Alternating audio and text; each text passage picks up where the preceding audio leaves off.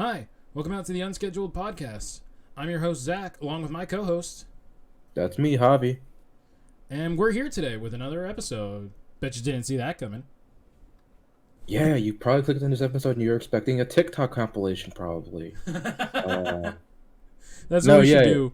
That's what we should do for April Fools. Rename all of our episodes a TikTok compilation, yeah, and then watch and see if people flock to it. yeah. People are expecting Charlie D'Amelio, and they hear two guys talk about anime, video games, manga. No, this is what we do. The first 3 minutes are TikToks, and then once it passes that 3 minute mark, that's when the podcast starts. Yeah, that's a great way for like SEO, but that's also a great way to get dislikes as well. Um, so it's That'd be tempting, one hell honestly. of a prank, though, at least for April Yeah, Fools. it's kind of a choose your poison kind of thing, but Yeah. yeah. I feel Uh, like I would do it just for April Fools, and that would be it. yeah. Like, put that 24-hour clock on it. hmm Anyway, though, so this is not. I wouldn't say this news is extremely recent, but it's still, I'd say, within the cycle a bit. Yeah. The PlayStation State of Play just passed, or Sony State of Play. I don't even know what it's called anymore. The State of Play. That's what it is. Yeah. Yeah, that just passed recently, and it was pretty interesting looking at it. But if I'm just gonna preface it with this, slightly boring. Yeah, not too interesting in my opinion. I mean, personally speaking, for me, I Yeah, thought we'll get down to the nitty gritty of some of the games later on, yeah, but I just want to give my general sentiments. I mean, the games obviously like they looked good. They all looked pretty much like next gen or like pretty quality in terms of like visuals yeah. and stuff like I'm not that. gonna argue that.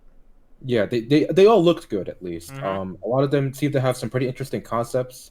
Some that uh we'll get into later, but a lot of them were kind of reminiscent of stuff we've seen in the past, and some of them are kind of maybe they can provide a new sort of like flavor for gaming. But yeah, Yeah. I mean, I say we just do a breakdown of everything, so just kind yeah, of go through the games one by one. yeah. And if you want, we can go through kind of chronologically Yeah, sure, as sure. games kind of appeared, except for one game, but we'll touch on that later. You'll Yeah, probably notice which one it is if you watch the state of play and if yeah. you're following along. But let's start with Crash Bandicoot 4. Okay, that I will say I was hyped. I Yeah. was hands down hyped because I'm a huge Crash fan.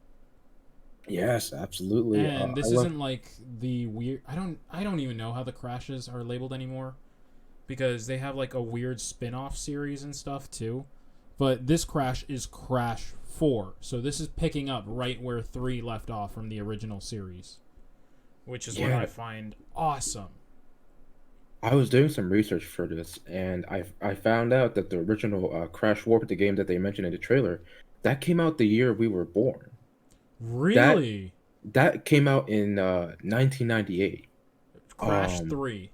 yeah, Crash Warped, the one that they said. Wow. Yeah, Wow. So it's really been over 20 years since they yeah. wow, that is incredible. And I thought that was so shocking to me because I think you also you and I both own the Crash Insane Trilogy, Yeah. the compilation of the three games, Yeah. PS4, and because of that, I did not think that Crash Bandicoot was that old. Like I knew it wasn't it's not like a new game, but I didn't think Right, it was on right. like the PS like I thought it was like on the PS2, but no, it originated on the PS1. Yeah, no, no, no. It That was to me was a PlayStation 1 game, and it was like that was Sony's mascot. Crash was Sony's mascot for the longest time. Like through the yeah. PS1 and PS2 era. Yeah, and it was really just insane to look at that. But that aside, there was a lot of cool things to look at in this trailer. Oh yeah. So breaking it down though, obviously the biggest piece, I say we get that out of the way. The Yeah, biggest piece about it that I think are gonna bring so many speedrunners and like casual Crash fans alike is the inverted mode. The yeah, inverted mode they did is beautiful. Like, and the yeah, different art styles they do too. I was excited even more for that because essentially it feels like we're getting two games in one. yeah. Honestly, so the inverted mode in this game, it's not just like a different coat of paint for each one. It's like different. from the trailer, it looked like there were like a lot of different like mechanics and also kind of different physics as well. Because there's also like there's like there were they showed like an underwater section. They showed like this part of the game where you have to like it's like a blank canvas and you have to paint the rest of it to complete the section. It looks really cool. Like it's a really creative way of advancing Yeah, through the game. yeah. So I mean, another piece about this was like all new mechanics that they did bring was the wall running, the Hmm. rail grinding. I don't remember if that's new. Like it's been a minute since I've played like the OG Crash, but Yeah, I don't know because like yeah, I'm, there was so much. There was still quite a bit that they brought, and it really felt like the '90s was kind of back for a sec. we're all drinking we're all drinking like what is it like uh Splurge. Oh, splurge and Surge. stuff No, like that. Surge. That's what it's called. We're all drinking Surge. Surge, yeah, Yeah. surge. God, but And then looking at it now, like you're all this stuff. It was just I'm digging the new perspectives, the new like wall running. That seems really cool because they showed that that's gonna matter how like these new mechanics are really gonna affect the levels you go through. yeah. And I No, don't know. yeah. I'm excited for it. No, yeah, it looks fun. Like, I'm gonna call myself out here for a second. Mm-hmm. I've owned the Insane Trilogy for like 3 years now, and I've barely gotten past like the third level on the first game. And Oh man. yeah, Okay, I'm not, still.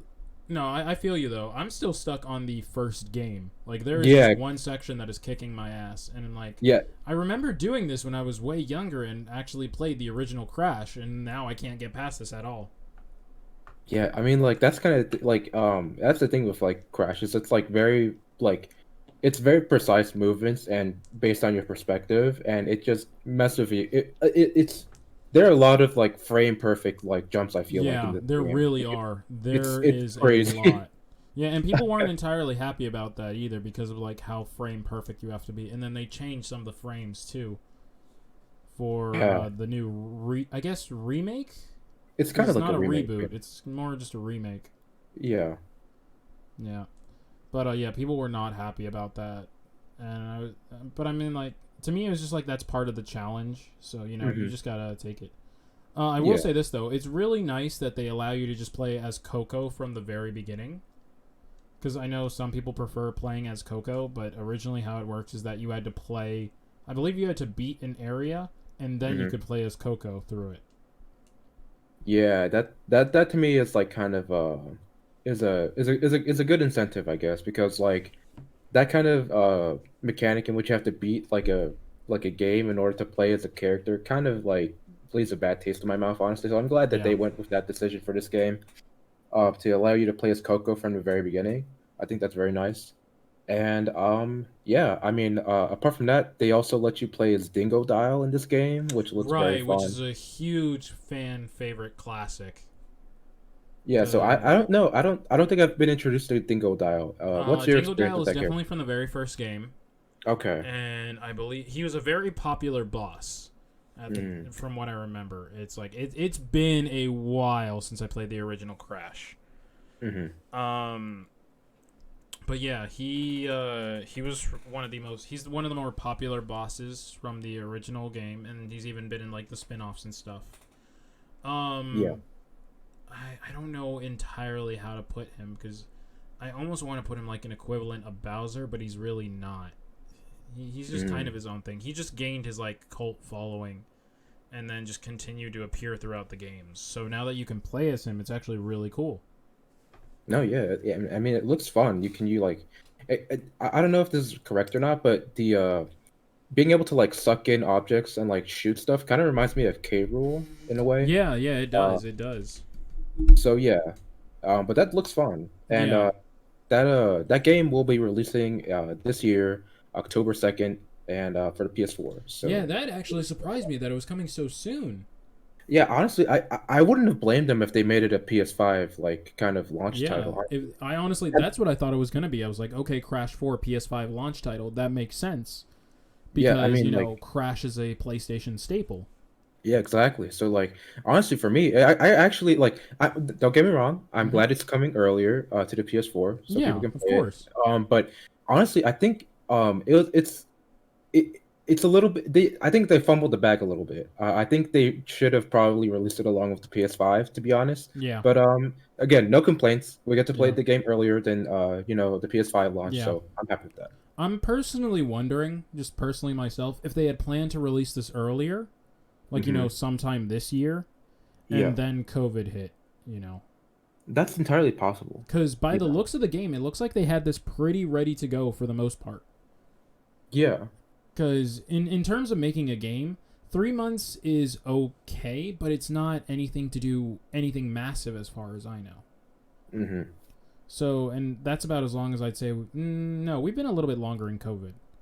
Now, Yeah. yeah, we've been since like what, March. So yeah, Like 5 months. five Okay, months. but still, Yeah. still for a game that is good time, but it's not enough time, I say, for anything major. So they've definitely been working on this for a while. Yeah.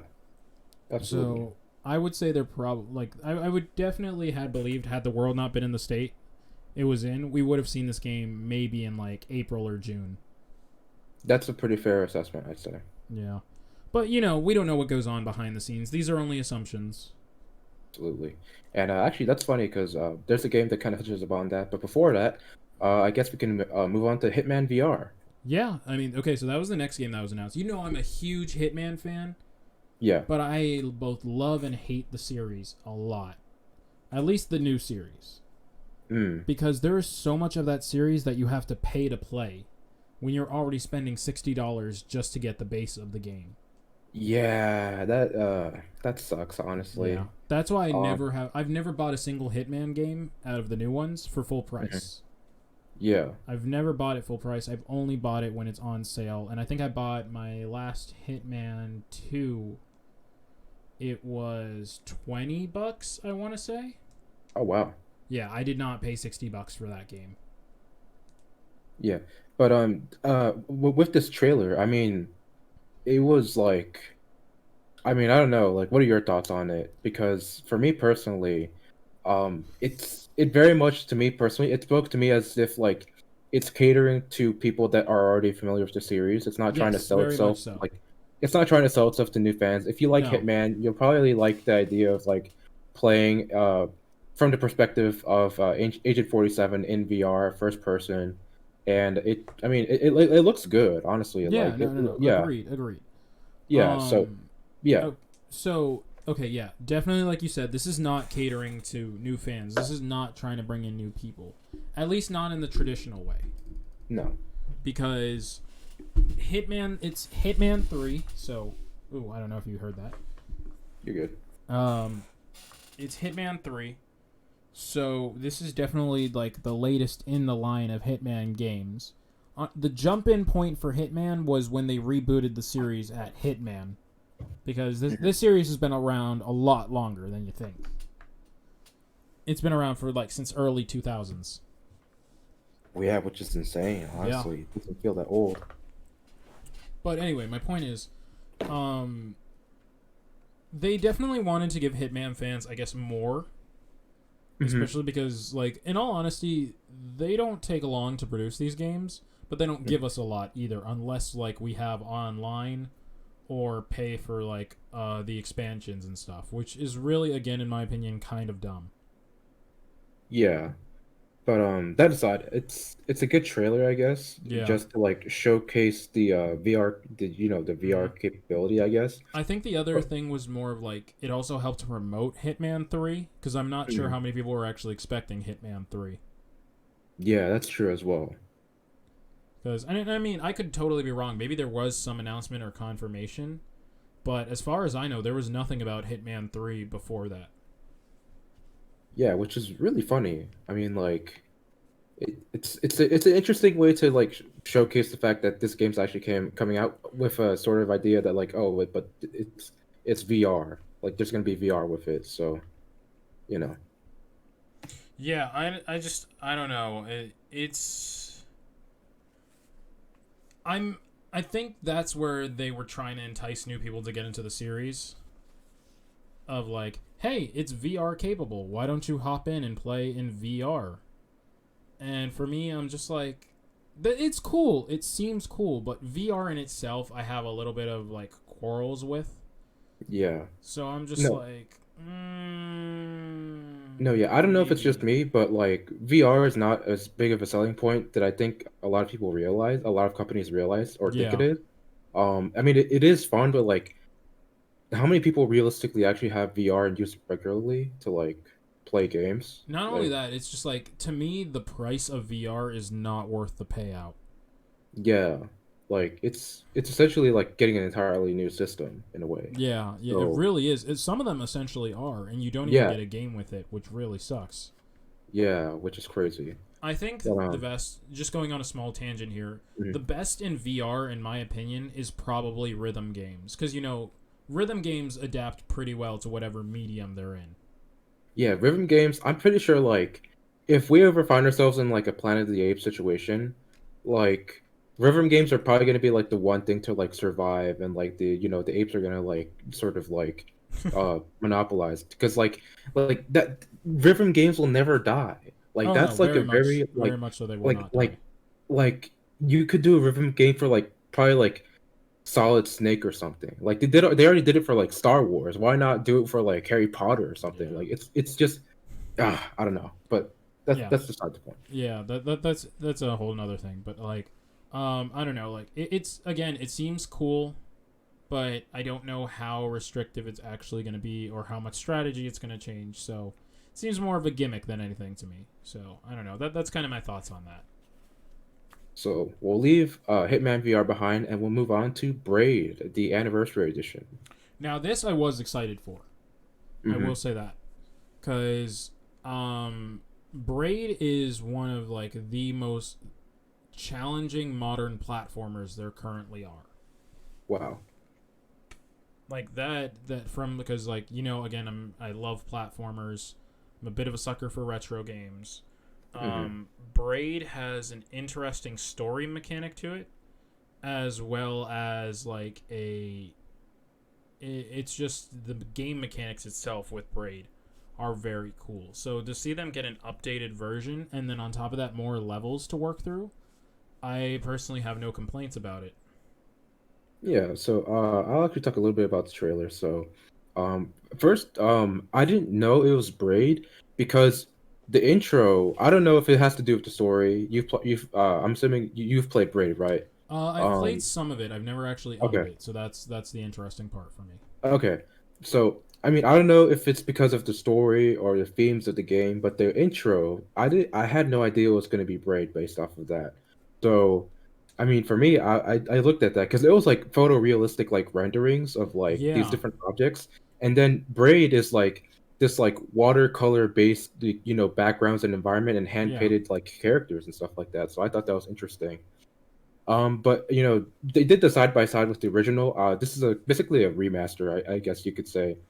And they did a side by side with the original, and it looks significantly better. I would say oh yeah, oh yeah, it looks pretty good. One of the things that actually kind of sorry, one of the things that actually kind of caught my eye with this game was the fact that they mentioned that they'll be including some developer commentary with the game's release. And that was interesting because you and I have been talking about the fact that we've wanted to learn a little bit more about the sort of product, the actual production and development of these games in a way. And they're sort of offering that to those people that are trying to learn more about that kind of stuff. So I thought that was yeah. interesting. Yeah, I mean, I have no complaints about it. Honestly, it's just more of like it's just a bit of an expansion and updated look. So to me, it's pretty good. Like it was kind of interesting watching that trailer because it reminded me of when you would like go to Costco and you see those TVs that do the side by side split screen of HD versus non HD. Yeah, It yeah. was pretty funny looking at that. And I'm like, you know what? We're good. Forgot Like, Costco sells TVs. I need to go outside more. But but yeah, this I'd say overall, just to cap off, this looks pretty good. And if you've played Braid before, you'll probably like this because it's better. Basically, from what it looks like, better Braid. So there you go. yeah, yeah.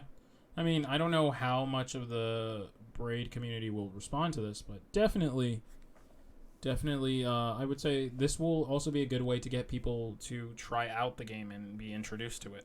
And Absolutely. there's always a twist. So yeah. There you go. All right. Next up is the path list. So this is the one everyone's literally been calling a Legend of Zelda Breath of the Wild clone. Yes. And I'm just like, wow, that's going to be a hard thing for this game to shake. I mean, the thing is, Breath of the Wild has been a wildly successful game for the Switch. Right, It right, was a launch title, and not only that, it's still like one of the best selling games for the platform. right. No, So I it's agree. I agree. It's just like, to me, I was just like, I really want to separate games from each other no, yeah. just to give them that chance of like, let them be their own thing. No, yeah, exactly. So like for me, like even though my favorite game is Persona, this is a Persona series, I try not to go into every JRPG thinking I can control personas and like fuse demons and stuff like that because that's Right. just not a fair expectation. So I definitely agree with that. But with that, talking about the actual trailer itself, it was pretty exciting to see because the trailer itself is kind of like very melancholic. That I guess that's kind of like tying into the game's themes and stuff like that. It's very Right, dreary, right. like lots of deep, dark blues and greens, and also like contrast with the enemies, which are like deep, visceral, like almost crimson reds and oranges, and that's it was very interesting to kind of see that sort of artistic choice. Yeah, no, I mean, I agree with you. Like, the setting and the build up to it looks beautiful. I will Absolutely, say yeah. that. Artistry was done perfectly. Now, again, it's going to have this weird weight of being compared to Breath of the Wild, Hmm. especially with kind of how the trailer went. Because it's like, as much as I wanted to argue against it, you could make a fair argument for it. Mm. But that being said, it was interesting to me that it is only archery. And it's not about accuracy; it's about timing. Yes. So I Yeah. don't know if I like that a lot, or if I'm just gonna, or if I'm meh about it. I'm really not sure how to feel about it. Yeah, I mean, I think it's a kind of interesting thing because, like, when you think of archery, you very much are thinking of like distance and precision as opposed to like timing. So I think it's a pretty interesting concept to play around with because what the I can't remember what his name is, but the developer he was talking about how Mm-hmm. the reason why they went with that choice is because you're not only most of the time when you're using the bow, you're not just like standing in place. You're also kind of basically like moving around and stuff like that. So that Yeah, allowed you to focus on the movement as opposed to just having to like clunkily like move your way around and like shooting targets with precision and stuff like that. So I think yeah, it's a pretty yeah, fair choice. yeah. What I do also say, my worry for the game though, it's like not to discredit it right now or anything. My Hmm. worry for the game is that it becomes very stale very quickly. Yeah, Like yeah, that. That's my whole thing. yeah. Based off the trailer, obviously they're only showing like a snippet of the game, and so maybe it's not fair, like you say, to say that it's gonna be stale. But honestly, they didn't show. I didn't get the feeling that there was going to be a whole lot of variety in terms of the gameplay and sort of the mechanics that were going on in that game. Yeah, So it kind of to me it speaks to this idea that um it's maybe not going to be like a long game, or maybe it's just going to be like I don't know. It just didn't speak to me that it's going to be very yeah. expansive or like just like pretty really rich with like There's gameplay, like there actual is content. probably going to be more to this world than we think, Yeah. especially because it Yeah. says it's supposed to be an open world game. It's bigger than we expect. So Oh there's yeah. most likely going to be more again to this game than we think. I think one of the biggest things too is that what it might be, and this is a case for some games, is that there's just more outside of the main story. Like there are Mm, a lot of games where people have found really cool secrets or little pieces or quests or things to do outside of the main story that adds a lot of depth and value to the game. yeah. So for right now, I say I think we'll be. I don't know. I'm not just off of presentation alone. I would probably give it like a 6 out of 10 personally. Mhm. Yeah.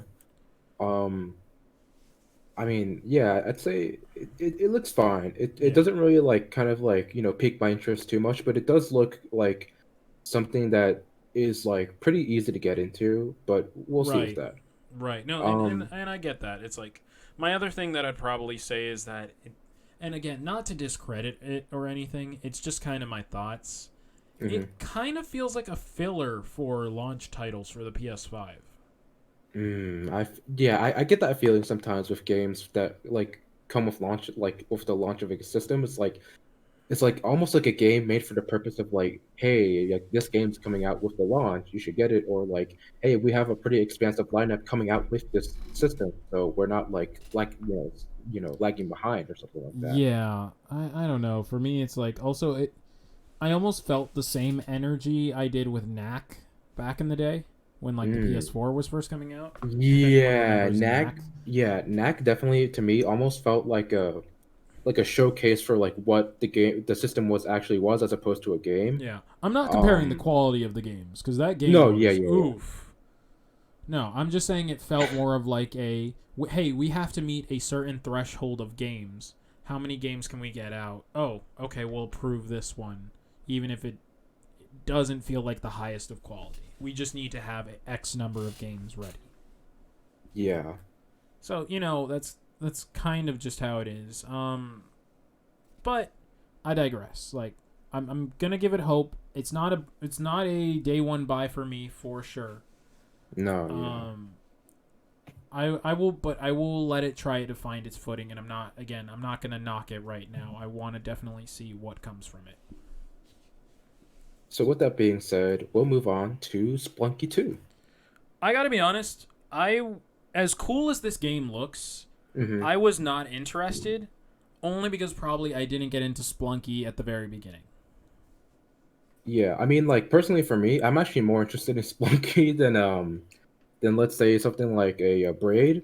But this game, it looks fun though. I will say it's obviously it's a sequel to Splunky, Yeah. but it adds on by adding a new online multiplayer mode. And basically, what you do with that is you kind of build a community with other players as you're going along with the game. So I thought that looks fun. Yeah, I And mean, then that's really good, honestly. yeah, and the developer himself actually was mentioning a lot is that he wanted to focus a lot on this idea of like connecting players through the game. So that's good on him, honestly. That's a great way of like sort of incentivizing people to like play the game together. Yeah. And so let's see. There's new items. Obviously, the graphics have been updated, and then there's actually a big emphasis from the developer himself on like exploring some of these new mechanics that he doesn't Right. mention in the trailer itself. Yeah. So I think one of the biggest things that was like that at least piqued my attention was the fact that he mentioned that no run is the same because it's randomly generated maps. Yeah. So for me, that was actually really cool in my head because it's like you could have hours and hours of fun on just one level because it's never the same playthrough unless like you obviously figure out the algorithm or something. Yeah. But even then it's like that is ridiculous cuz like let's say you die, oh, you can't go in with the same strat again. You have to now figure out the new strat or see if the map is easier or harder. Yeah, like you can like through trial and error, you can obviously find out like what like certain mechanics exist and like what the sort of layout of certain like patterns are. But like essentially every time you play, it's like a new experience. Like just like on one level, which to me is like a great like sort of like that's a very ambitious thing to take on, but it looked very sort of like expansive and it just looks fun.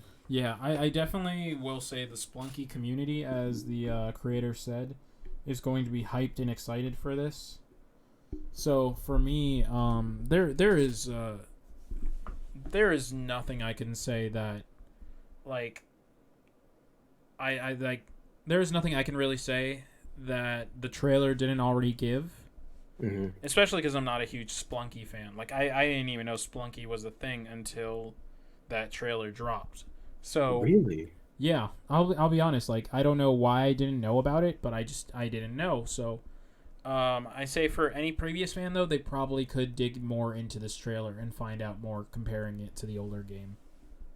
Yeah, no, absolutely. There's probably some things I missed because I've never been exposed to like actually playing Splunky. So there's probably some things we missed, but yeah, just based off the trailer alone, it looks like it'll be like a sort of fun experience for Splunky fans. Yeah. With that being said, let's go on to Genshin Impact. Okay, so this one was another one I had no idea going on into this. Mm-hmm. Um, It looks cool. I will give it that. But it does look like another It's obviously another JRPG Hmm. that was just kind of thrown out there. The art style looked really good, but there Hmm. wasn't enough, I feel like, substantially to sell me on anything. Yeah, no. So to me personally, just on the surface, it looks like a great. It looks visually. I really like the game. It has like very vivid colors. The art style, the actual characters themselves look very nice, and I think the game itself has voice acting, which is pretty nice, obviously. Yeah, yeah. And yeah, I'd say that was pretty good just for like some aesthetically. It didn't really like show anything substantial in terms of the actual gameplay. Like, yes, there's like combat, but like I just didn't get the sensation that this was like very like substantial. I don't know how you felt about that. Yeah, no, I was like, because you and I are both big JRPG fans. Yeah, And the biggest selling point of any JRPG is the story. absolutely, yeah. So getting these great visuals And was nice. I'm like, oh, okay, this might be something I want to keep on my radar. But without any note of what the story may be, I had no care in the world then after that. Now, yeah, 'cause- yeah. I will say this: the only thing that gives it a chance for me to try it out is the fact that it is free to play. Yeah, that was interesting to me for me to notice as well. It's like it was I'm not sure if they actually mentioned it in the trailer, but yeah, it is free to play actually, which is very interesting to me. Yeah, I'm not sure if it was in the trailer, but you definitely have to do a little. You might have to do a little research into that. But you were going to say something. No, yeah, just like you were saying, like I just got nothing from this game in terms of story. It just looked like here are these characters and like essentially what is looks like a fantasy world, and you just have to kind of piece together. I'd have to piece the sort of like setting together yourself, or just play the game, which is fair enough. But like you kind of want to like for a new like sort of what I'm assuming is a new like IP, you kind of want to show a little bit more than just like the characters and the setting. I feel like so yeah. Yeah, and I would love to know if this is like part of a bigger series or something, or if this is its own standalone thing. No, yeah, that would be interesting to notice as well. Yeah. What is cool though, I'll give it this, and you have to do a little research. This was not given in the state of play. Is that it's coming to all systems, Yeah, everything. So it's coming to PS4, Xbox, iOS, Android, and Switch. yep. So actually, that kind of makes me wonder. Why was it presented as a on like the No, no, no, free-to-play no, play? not that. It kind of makes me wonder if this is going to be more of a gotcha game now, Yeah. because it's free to play and on all platforms, and we saw everything. So now I'm really wondering if it's going to be a gotcha game. Yeah. Well, that's something to research.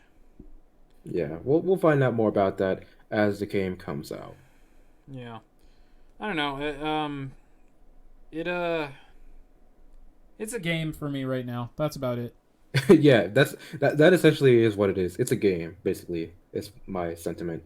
So, something that really actually caught my interest actually was this game. Actually, Mutationum, I guess is how you pronounce it. Uh, Mutationum. all right. AM. Screw it. AM. Fuck the name. The game, the trailer itself looked really cool. I liked the sort of visuals that this game gave me. Yeah, I agree on that. So essentially, what it kind of looks like is a post, I guess like a very futuristic sort of like, I don't want to say cyberpunk because like cyberpunk is literally coming out, but like, I mean, 20, that is the genre. Like, it is that's like the a genre. cyberpunk thing. Yeah, but like that's definitely what it looks like. Obviously it's based in like a huge like city. What it looks like Japanese. There's like a bunch of like kanji and stuff like that. Yeah. Um, and yeah, it just had some really great visuals, especially towards the end of the trailer with like this like open landscape with the contrast to the city. It just looked cool, Yeah, honestly. no, And it looked interesting. It did pique my attention. My only complaints about it were this. A, the name flew by really quickly. So when I was Yeah, reacting to it back when I was yeah, doing my live reaction, I barely caught what its name was. And then B, it just kind of sped through everything. Like it didn't give me a moment to kind of absorb everything about it. yeah. So I'll probably have to go back and watch the trailer again. But I mean, I've already watched it like I think 2 or 3 times now, just to see what I can get out of all of it. Yeah, it's obviously I might be wrong, but it looked like it was a side scroller for the most of the game. It kind of looks like, and there are sections that you can like that are like 3D. But If I remember, because I was like, I watched the trailers like I watched it like 3 times in the same day and then completely forgot about it. Um, if I remember, it also has a changing perspective. I think. yeah, no, that's what I was saying. Is like Yeah. most of it to me looks like a side scroller, but then there are times where like it changes perspectives and stuff like that. Yeah. So I thought that was interesting. Yeah.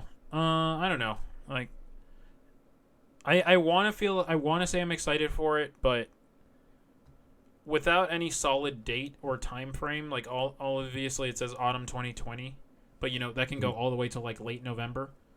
Yeah, Um, it's not a game I can say I can get excited for right now. Again, piqued my interest, but nothing I'm ready for.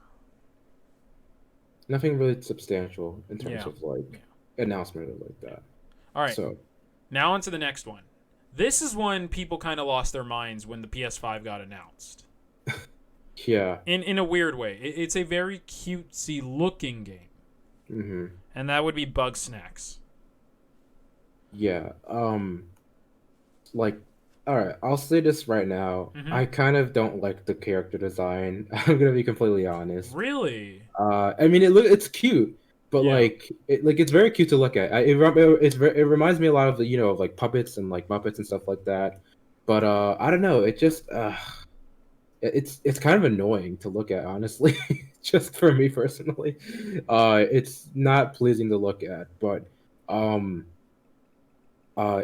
It does look fun though. Like the characters look just it fits very much with like the tone of the game, which at least at the beginning of the trailer is like very like upbeat, sort of like carefree in a way almost. It's the place the journalist goes to almost seems like a paradise in a way. So Yeah. uh It does seem like there's going to be a darker tone to it at some point.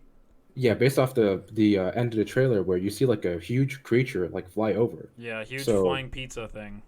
yeah, like it looked like a manta ray or something like that. But I'm I'll say it does look. I will say it does look kind of fun. Just something that you can play like and relax to. So Yeah. yeah, I will say after this part of the state of play, I was almost zoning out. Like I was still reacting, but they weren't that great to me. yeah. And so for that reason, we'll actually be going a little bit quicker with some of these Yeah. titles. So moving on, then we'll be covering Vader Immortal. Star Wars VR. Honestly, Yeah, basically. that's all I can say. It does. Okay, I will say this. It does kind of remind me of Force Unleashed, in Yeah. that you can kind of choose which side to be part of. God, I love The Force Unleashed. That was such a great series. Great series, and fun fact: it was supposed to get a third game, but then the whole Disney buyout happened, and so Ah, they killed all projects. And supposedly the Force Unleashed 3 was a project in the making, and it is what it is. the mouse killed an entire series. Oh well. Uh, Yeah. But so yeah, that's kind of the vibes I got from it, because it looked like you could either join Vader or you could fight against him, stuff like that. yeah, I honestly thought you would be playing more as Vader himself, though. I would honestly play for a game where you basically honestly spoiler warnings, I guess, if you haven't seen Star Wars. But it would be interesting to play an entire game where you go from like being, young Anakin to like almost to the point where like Darth Vader dies. I think that would honestly be a great game, like with Yeah, the expanded universe and stuff like that. That could easily sell as like a standalone title, I feel. I could see it. Yeah, I could definitely see it. And then all right, so moving on, there was Control. So I can't really say much on Control, but I do know that it's now ever expanding part of the Alan Wake universe. And Mm. the creators of that series have said that there is an entire, like, because they've made multiple games. I don't know all of them off the top of my head because I don't really follow them. But Hmm. apparently, it's been in more than like 10 years that they're gonna bring all their games together in like the same universe. Wow, that's crazy. Yeah, Like a like an end game kind of vibe. yeah, yeah. So there's a lot more coming to it than, but I'm not a huge fan of the series. I never really followed it. That's about as much as I can say. Yeah. The next one was auto chess, which I'm not entirely sure how to feel about that either. Like, it looked kind of cool, Hmm. but at the same time, it's chess at the end of the day. Yeah. Okay. Here's the interesting thing to me is like it's chess, but at the same time, it's like um, it's health based combat. So Yeah, like you have these pieces on a board, but you don't like take pieces. They're actually like fighting against each other. So to me, it yeah, almost kind of like reminds me of like Plants vs Zombies in a way. yeah. I can see that. Um, and so it was kind of interesting. Also, I noted this on my notes. The sort of like the display kind of reminded me of League of Legends if people are familiar with playing with Yeah, that. yeah, So yeah, and then also I don't know, like the trailer itself was kind of weird to me because like it was very cinematic even during the like gameplay itself. So I thought that was pretty interesting as well. yeah. But yeah, those are my It does thoughts give a on nice spin to Argyle. chess, but it's nothing that I'm like, this is not a game I need to buy, for me at least, No, personally. yeah, no, not really. Next one, which was something that I'm like, you know what, I would play this if it was on sale or something, and like I wanted to pick it up. The Pedestrian. Yeah. That one just seemed like a good game. Like, there wasn't much in terms of a trailer, and I understand why. Hmm. You just kind of show off your gameplay. That's about it. There's no real story. It's just a good platforming puzzle game. And that was pretty much it for me. Like, that's about it. Like, it's a good 2D experience with the interesting mechanic of changing panels, but that's about it. Hmm. No, yeah, honestly, I think you pretty much summed it pretty well. It's a 2D side scroller with some 3D environments, but the main gameplay is a side scroller, and it just, I don't know, it looks fun. I'd definitely give it a shot. Yeah. Next one was Hood Outlaws and Legends. Yeah. That one, I don't know. I didn't get to see what kind of like game world it was in. It was just more Hmm. of like the cinematic trailer that they gave. Yeah, so that's interesting to note is that it was mostly like cinematics instead of gameplay. I think there was a little bit of it, but there wasn't too much. Yeah. If you couldn't tell by the name of it, it's basically Robin Hood. It's a Yep. faction of people that are trying to like essentially punish the poor, not the poor, God no, punish the rich and give more to like the needy. And it's set in what I think is it looks like sort of medieval environment. Yeah. Yeah. So it's a much more photorealistic art style, which is funny to look at when you look at auto chess and Bugsnax. But honestly, I liked it because it looks like it's a game that's based on sort of like stealth-based gameplay and assassinations and stuff like that. So Yeah. honestly, it looks Yeah. fun. I'm definitely into that. So I Yeah. mean, I don't know what you think about this. I did like that it looks like it's going to be PvE and PvP. Hmm. So I was kind of interested in that, but after that I was like, I wish I had seen more gameplay. Yeah, same. So I don't know. It's coming with PS5, so it might be a launch title, or not a launch title, but like a title, like, I guess early life cycle title. Yeah, yeah. So we'll see how that goes. Next after that was Temtem, which Yes. all right. So the Temtem's already been around. Like, it's Hmm. the one everyone talks about as a Pokemon clone. Yeah. And when I saw it, I was like, you know what? I would give this a chance, on a PlayStation system. Yeah, it's like it's funny because it's like you use cards like Yu-Gi-Oh, but you summon actual physical creatures like Pokemon. Yeah. So I thought that was pretty interesting, honestly. Yeah, and you can still Uh, capture and collect them and stuff. So yeah, I'm like, you know what? I would give this a try. There's not yeah, much else on it. Like, it looks very nice, very colorful. But if you haven't already played or seen it, just look up Temtem on the Steam store. Like that. That's pretty much it. So Oh, that's it for Temtem. yeah. Let's Honestly, move like, on to Godfall, yeah, basically. you can already play it right now. You don't have to play it for PS5. No, yeah. Okay, the next one was what absorbed a good portion of the I would say what's it called, the state of play. Yeah. Yeah, this part, and you know what, I want to say that I want to preface it with this: good on Gearbox for breaking out of the out of their known like area of games right now. Like Hmm. this is really good on them. And that game was a Godfall. Yeah.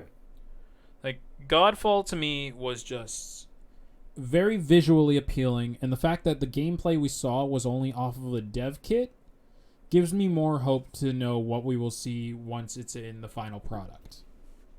Yeah. So I mean, there's a bunch of combat, there is some RNG to what gets dropped, and you can make different classes, you can make your own characters. I mean, it's honestly everything I would expect from a Gearbox game. No, yeah. I mean, like it looks like a good fantasy game. Sort of like it heavily emphasizes the combat and sort of rewarding you for like actually like being aggressive in your gameplay as opposed to Yeah, like just sitting. So yeah. I think that's pretty interesting. This is definitely building itself up to be a launch title more than anything, and it looks like it wants to be very memorable. Yeah, So, absolutely. so I want to see what happens from that. And at first I was not very interested when it was first initially announced. Now I'm a little bit more intrigued and kind of interested in following it up.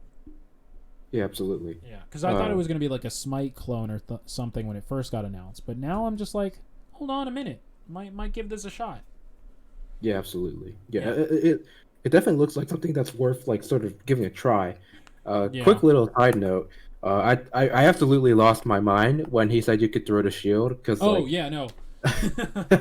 If you so because we all, for when I was live reacting to it, I was telling Dan, who was co-commentating with me at the time, I was like, watch. As soon as I saw that he picked up the shield, I'm like, watch, he's gonna throw it. He's gonna throw it, like Captain America. Bam! Not even a second later, threw it.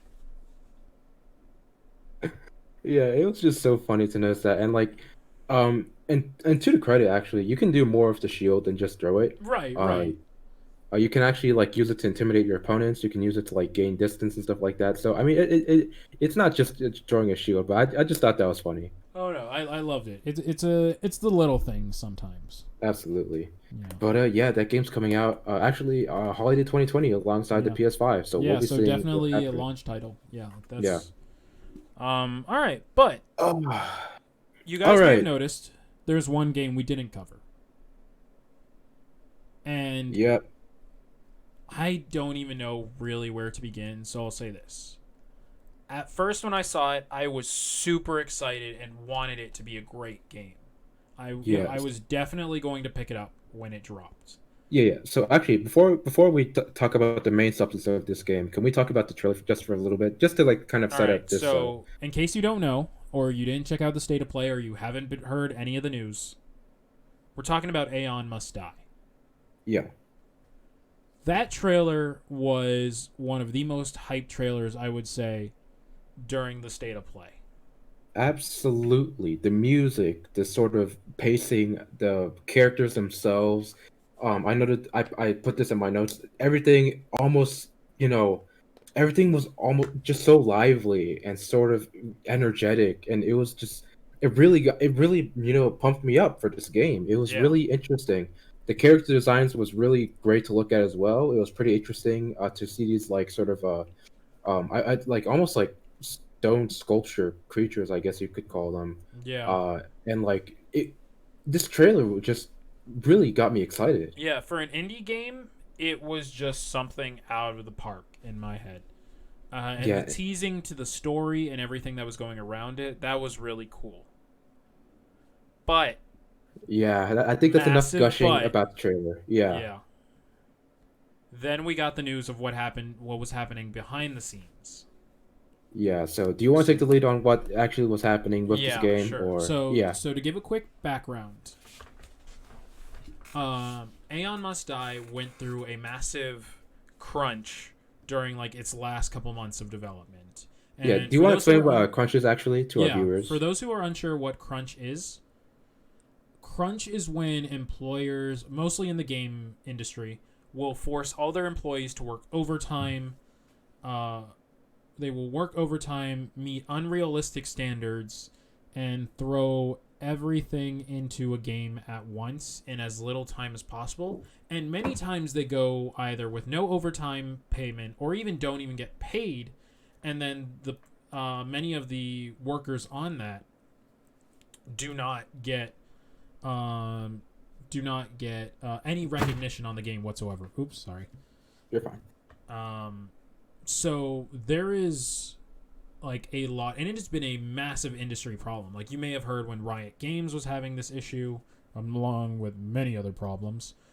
Mm-hmm. Blizzard has gone through the same problem. There have been many games. Nintendo has even spoken out against crunch because in the past they've admitted to doing it, and now Yeah. they're saying they're changing their ways to no longer have crunch in video games. So Yeah. it's just like it's a horrible thing the industry has normalized, and there are many companies that are now working against it, especially because people don't want like most crunched games do not turn out as good as they want it to. Yeah, and that's kind of the thing as well. It's like because like that's why I really appreciate games that kind of own up to like sort of the fact that hey, this game is not going to come out for a while because we didn't meet the timeline or we're just trying to like not sort of overwork ourselves. And I really appreciate that honestly. Like Yeah, I, yeah, I might not I might be in the minority about this, but I would much rather prefer that a game comes out at a later date, maybe like a year or something like that. If that means the people that are actually working on the game can actually like live their lives and not just basically yeah, be yeah, away on the game that might not even be well received. yeah. You I mean, know? for me, and I've told you this before, I will never complain about a delay. I won't like it at times, but I will Yeah, never complain about a delay because that ensures that the game I'm getting is going to be of good quality. yeah. Or at least they were actually thinking about and going through about what would actually make this game good, as opposed to just releasing it for a certain time period or for a certain quarterly like expectation or something like that. Right, exactly, So exactly.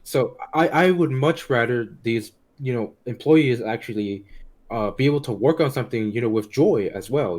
They can actually work at it at a reasonable pace and enjoy themselves while they're doing it, as opposed to just getting out, just working on the product as quickly as they can and just basically tormenting themselves. Yeah. And I mean, it's even more disgusting to me that they don't even get paid or recognized for this work, Absolutely, yeah. especially because some of the people who are brought on are subcontracted. And then it's just like, oh, okay, we're not going to, you get no benefits or pay for this. This is just something that you had the honor of working on. And I think Yeah. the part that sucks more is that, like, at least out of my knowledge, I could be totally wrong on this. It hmm seems to happen more in the indie game industry than it does in like the AAA industry. I can't verify that, but I can kind of see where you're coming from with that. I've definitely seen this a lot with indie games as well. Yeah. Because like I feel like it's kind of a consequence, and I don't want to justify the practice, Right. but Right. I think kind of rationaling it's because I think it has to kind of do with the fact that indie games don't have the luxury of sort of like working on something as long as they want to.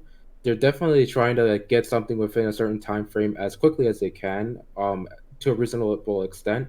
So it's I think that's where it kind of comes from is like the fact that like they're really trying to make sure they're putting their foot in the game, Yeah. basically putting their foot in the industry. Yeah. And then, so to get back to Aeon Must Die, so hmm covering, they did have massive crunch in like apparently the last 3 months of the game's creation before this release.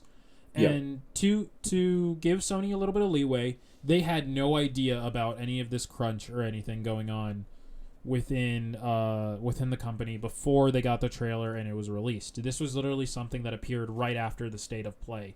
So Sony was completely oblivious to them, and in my head, like, there's no issue with Sony. You can kind of exempt them from this argument for right now, Yeah. because they were totally oblivious. Because remember, this is also indie games. This is not any company under them. No, yeah, I don't really want to put any of the blame on Sony because it doesn't seem like they had any involvement in this. So, Yeah. yeah. But that being said, I do think, um, with that being said, I do think there should be a bigger conversation surrounding the kind of practices and quality control Oh and sort yeah, of very much so. ethics Yeah. around the actual process of making a game and actually submitting it. Because as the sort of article mentions, this trailer was published and sent to Sony without the consent of the actual like Yeah, developers, that was another thing, and that's why people are really not happy with the creators right now, or I guess the I don't publisher. publisher. Yeah, I guess it's the publisher at this point. I'm not entirely sure because, as far as I know, and this was in the latest reports, 75% of the original company that created Aeon Must Die completely left that company. Like they just all up and Yeah, quit. They're gone. So let's just break that down for a moment. The fact that 75% of a company left, it's an indie game, so I'm assuming that it's not even a massive team. I'm going to say, let's say to lowball and give perspective, it's probably about 100 people within that company. yeah, Potentially. Again, I don't know the actual maybe. stats. I'm Yeah, just yeah. trying to give a perspective on this. That would be 100 people working on this game that, let's say, took 2-3 years Hmm. and is coming out at the end of the PlayStation 4 life cycle, coming out at the beginning of the PlayStation 5's life cycle. So that is a very tender moment to release a game. Yeah, And then all of a sudden you give this crunch to your employees and they don't put up with it and they leave. Your game is not going to survive when you go from 100 people to 25 people because we don't even know who those 25 people, or 25% in this case, would be left, yeah. because apparently most of the developers left, most of the game creators and storyboard artists and all that stuff, they left. And then if your tech team is gone, no way can you maintain maintenance on that stuff. Absolutely, yeah. So if your game releases and it has some bugs that people are not happy with, like let's ignoring the fact that people are already protesting this game, or I guess boycotting, Hmm. and it comes out and it has tons of bugs and problems, you're screwed because your employees are gone. And Yeah, if it's they it own some of that code that's in the game, you have no means to fix that whatsoever. absolutely. Like it's basically a perfect storm for like a game that's gonna be dead on arrival, essentially. Oh yeah. Like like if they don't like the game or if it's like has like game breaking like issues, like who's gonna fix it? It's not gonna be the publisher that doesn't even know how to like really work with these things. It's the employees that left like months ago. Yeah. So it's really I'm gonna be completely honest. It's really a shit show for a back of letter term. It's honestly Yeah. awful. It's Like I understand it, to me it would have I would have said the game would have been fine had it been just like, oh, only the dev team left, or Mhm. only the story or the artist team left, or something like that. But no, it's the 75% of the freaking company that left. Yeah.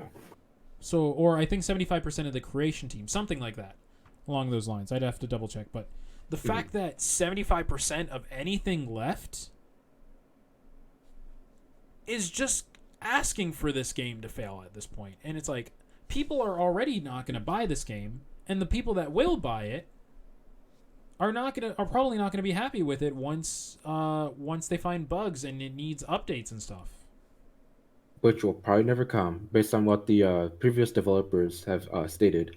So, honestly, this honestly, I will say this sort of situation, as sad as it is a great like sort of like case study of like what not to do as a publisher. Right. And Um, it kind of reminds me of a thing like I've read through some stories, and it reminds me of something of like, don't mess with the IT team.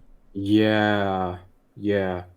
It, Because like, who's gonna come fix your computer or who's gonna like fix the Wi-Fi or something, or like who's gonna like help make sure like things actually run smoothly, uh, when the IT team's gone, or like that kind of thing as well as like, actually, I'll let you to continue. yeah, no, you're fine because it's like you're hitting it right on the nail on the head there, because it's like, Why would you mess up so bad with the people that are keeping your game afloat? To the point that you're messing with their pay? And it's like, you know, there is no saving your game at that point. Like, Absolutely not. one of the biggest examples we have, and even though it's not an indie game, it's a AAA game, is Anthem. Yeah. Anthem was a disaster from the beginning. And, you know, they've been through crunch. Or we can look at Bethesda with Fallout 76. They went through massive crunch. And, you know, and then the biggest failure that recovered years later, though, was No Man's Sky. Yeah. It went through massive crunch and then under-delivered. Yeah, because And I actually that's an watched indie it. publisher Yeah. right there. Go ahead. No, I was just gonna say, it's funny you mentioned the No Man's Sky because I actually watched a YouTube video on it, and they go through essentially the entire development process of the game. It was very fascinating, to see like because kind of almost kind of like this game, A I Must Die. No Man's Sky is built from the ground up, as like sort of like what they wanted to actually do from the start, and with that sort of process in mind, and it just it was heartbreaking and uplifting at the same time to see No Man's Sky go from like this broken, like under delivered, sort of overhyped, you know, sweet nothing of a game to actually be like a fleshed out, like sort of very like sort of interactive and heavy community based game. So Yeah. it was interesting to see that. I kind of want to see that happen with this game, but based on everything that's been said and like what I've read through, it looks like this game's just gonna completely fail, honestly. Yeah. Yeah. And, you know, maybe it won't fail. Who knows? We can't predict the future. No, yeah. But it has the recipe for disaster. And, you know, Yeah. I hope the employees win the lawsuits that they filed against Absolutely. the publishers and their boss and whatever that they had. I honestly hope they do, because I know some of them are suing and they're going against them, and I'm just like, you can't do this to your teams. Like, this is not something that's okay. Yeah, and I hope that if they do win, it actually sets a precedent to, show publishers you can't treat your employees. Yeah, and you know, more and more every day you see more companies denouncing crunch.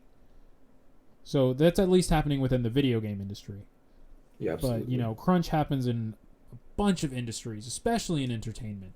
Oh yeah, but that crunch itself is a heavy topic that could honestly span across multiple episodes. But we digress. With that being said, does that seem like a good place to leave off for today? Yeah, definitely. I'm not gonna start waving the flag of like boycott this game, but you know, you have the info. Go check out the rest of the story. We'll probably post a link to the article in the description. Yeah. You know, just check this out of like how messed up it really is. And then, you know, I will not buy this game. I'm just putting that out there. I'm not buying it. As exciting as it seemed, I'm not buying it.